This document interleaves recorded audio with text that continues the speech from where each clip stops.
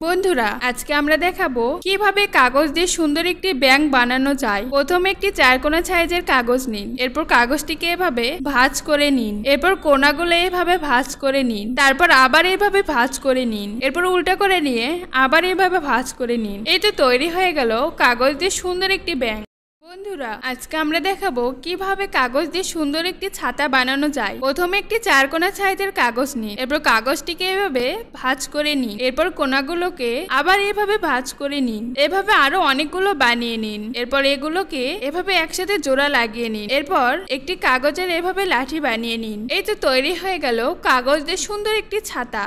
আজকে আমরা দেখাবো কিভাবে কাগজ দিয়ে সুন্দর একটি বিমান বানানো যায়। প্রথমে একটি চারকোনা সাইজের কাগজ নিন, এরপর কাগজটিকে এভাবে ভাঁজ করে নিন, এরপর এগুলোকে এভাবে মুড়িয়ে নিন, এরপর উপরের অংশ এভাবে ভাঁজ করে নিন, এরপর কাগজটিকে আবার এভাবে ভাঁজ করে নিন, এরপর নিচের অংশ এভাবে ভাঁজ করে নিন। এতে তৈরি হয়ে গেল কাগজ দিয়ে তৈরি সুন্দর একটি বিমান।